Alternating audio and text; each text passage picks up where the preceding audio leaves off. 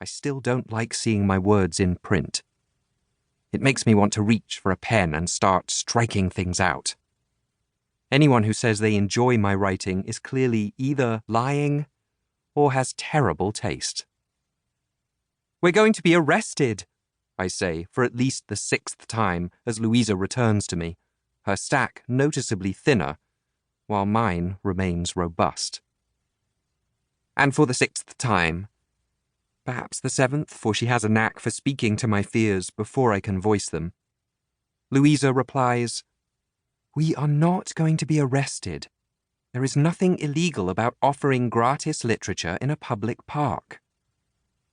I tug down my knit cap, though I'm sweating so much it seems likely to slip from my head like I've been greased. "It's going to rain." "It's not going to rain," Louisa replies, though with less conviction and a glance upward. The sky is grey, and the thin clouds leach all colour from the world. The park around us looks like a charcoal drawing, the skeletal tree branches smudgy from the London fog. We could have picked a fairer day, one with more ramblers out along these trails, feeding the ducks or playing lawn games, so that every approach didn't feel like such an event. Though, were the park more crowded, my anxiety would easily rearrange itself into a fear of being recognised.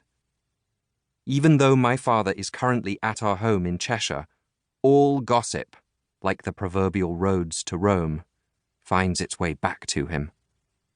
The news that his only son was handing out a radical leaflet calling for the closure of his primary charitable cause, the St. James Workhouse, will reach him before the week's end. A tall man with a greatcoat pulled tight around him passes us.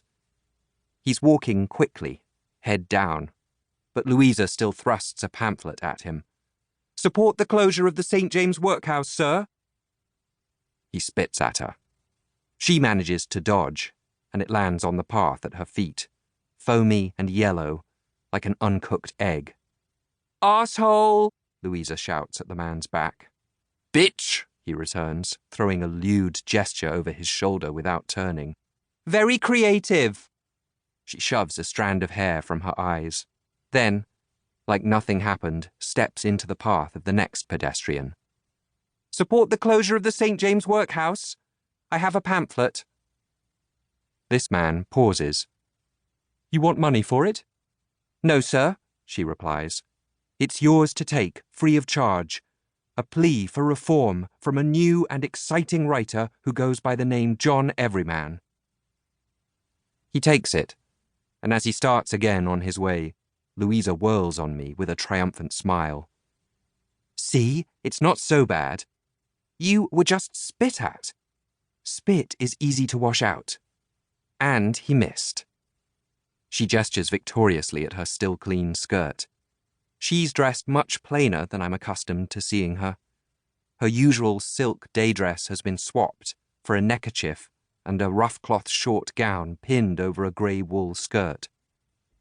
Her cardinal cloak feels almost violently red.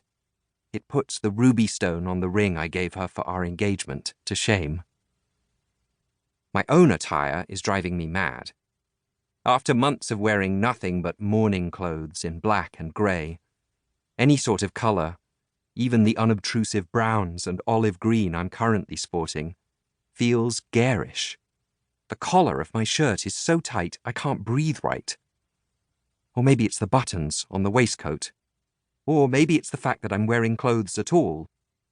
It all feels too small on me, and every spot on my body where the cloth touches my skin itches. The day is chilly and damp in the way London is always damp, even when it's not raining. But I can't stop sweating. How does sweat actually work? Does it leak out of every pore simultaneously? Because that feels like what's happening to me. Is there a point at which I will have expelled all the sweat from my body and start dripping blood instead? I try to resist checking the front of my shirt. But if I don't, it will be all I can think of. And maybe I am bleeding, in which case I really need to know. Adrian. I look up, and Louisa is watching.